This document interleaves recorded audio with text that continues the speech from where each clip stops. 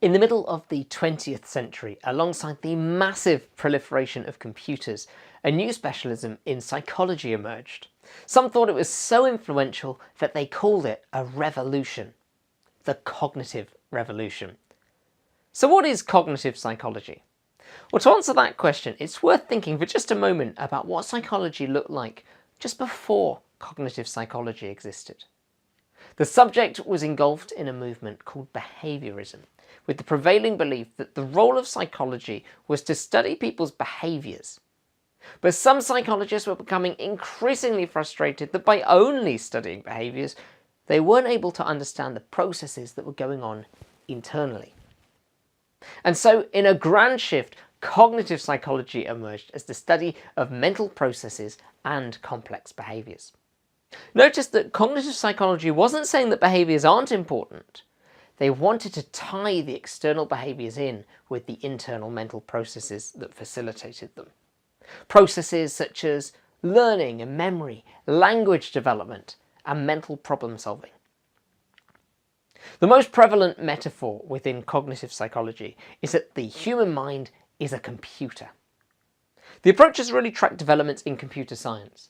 Early cognitive psychology concepts were fairly simple, like early computing machines. A and B go in, C comes out. As computers are developed, so then did the scope of the metaphor, to the point that nowadays, with cloud and network computing becoming the norm, cognitive psychology too has developed the computer metaphor, and now we use the analogy of neural networks. Cognition itself means knowing, so cognitive processes actually refer to all ways in which knowledge is acquired, stored and used.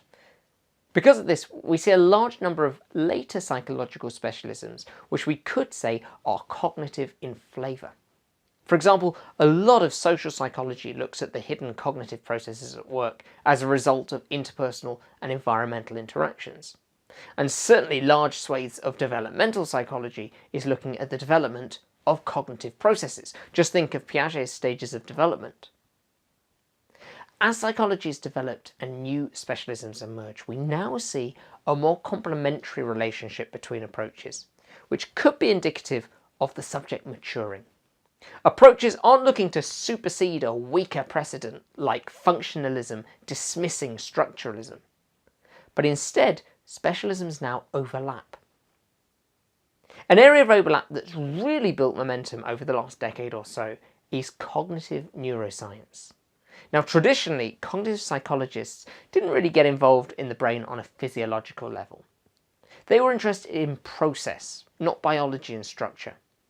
However, developments in the sophisticated brain imaging techniques like functional magnetic resonance imagery and positron emission tomography now allow scientists to actually watch the brain in action whilst a person is performing a psychological task.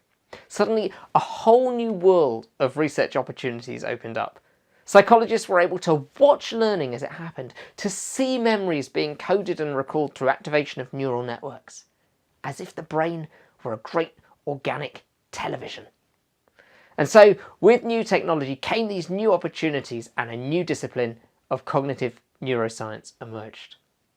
Traditionally, cognitive psychology could only make inferences about mental processes based on behaviour-focused experimentation. With the continued development of research methods, our understanding of the human mind increases too. Perhaps the most important message to take away from this story of cognitive psychology's development is that research outcomes are likely to be enhanced when different specialisms lean together rather than apart. I hope you enjoyed this video and found it interesting. If you did, please give it a thumbs up, share it with a friend, or even join the conversation in the comments below. And if it's your first time here, remember to subscribe to Psychology Unlocked and click that notifications bell so that you don't miss out on any of our upcoming videos. Thanks for watching. I'll see you next time.